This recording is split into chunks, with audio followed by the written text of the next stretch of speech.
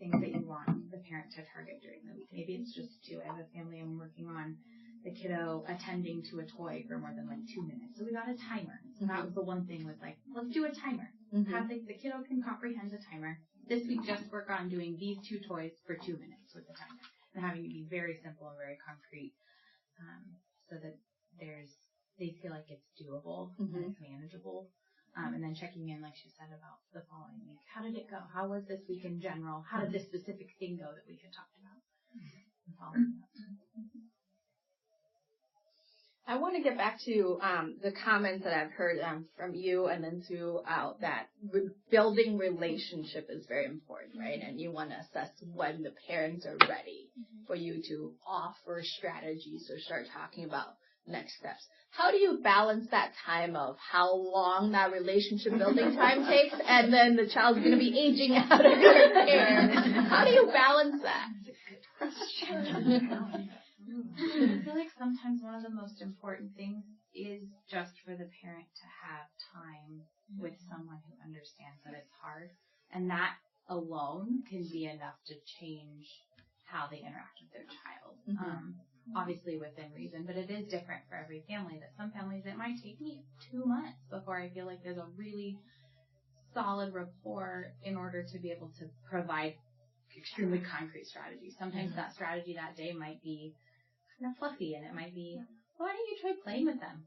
Sit on the floor and play with them if you're comfortable, if you have time, if you're not dealing with 4 other kids running around. Not really starting super duper small. And sometimes someone framed it really well for me with talking about diagnosis, but that in birth to 3 especially, we're kind of setting the groundwork for how they view services from here on out for their kiddo. And it might just be we're there to support them in understanding how to interact with their child, or even feeling comfortable interacting with their child on a level that they can be regulated and their kiddo can be regulated. And that might just be, I'm going to listen to you.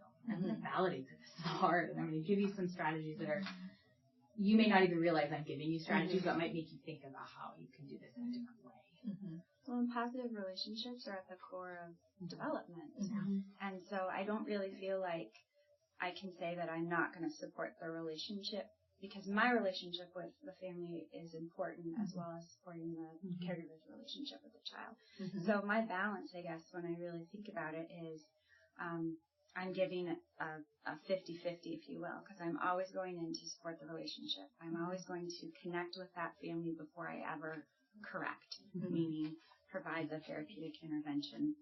And the connection might be I ask them how the week's been going. Maybe we comment on something that's a little bit deeper than that superficial level, but always trying to have the connection within the session in order to move everything forward. So it's like, I mean, sometimes that connection will feel like the entire session.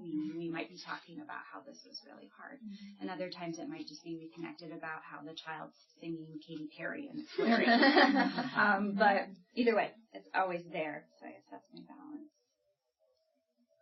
So I want to shift and spend the last 10 minutes talking about kind of you as a provider, the professional development you would like to see, the training and support you would like to see. So the first question is, what training and support have you received within the agency or kind of in the field of birth to 3 in addressing challenging behaviors?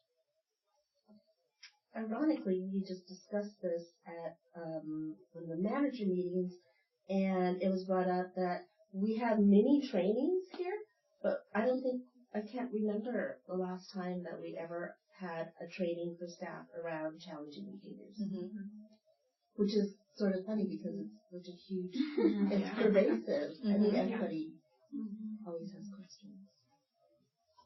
I mean, because it's pervasive, it's been in little bits of things, like the play project, had bits on that, and that sort of thing, but not I can't think of a behavior specific. The staff development plans, the SDPs that we do for onboarding new staff, those have some elements of challenging behaviors, sleep, stuff like that. Sensory behavior. So it's all in the beginning, and it's a lot of just identifying. Got it. Yeah, it doesn't necessarily go, I think, as deep individual level as you, like an specific ongoing behaviors, or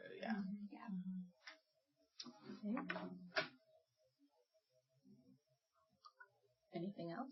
I've had a lot in the past year, but not through Kindering. Yeah. Okay. Yeah. So if you were to identify a successful model of professional development, what would you like to see? What's the best way to support you as a provider? So we talked a lot about we need to support families, right? So we're now shifting a level up.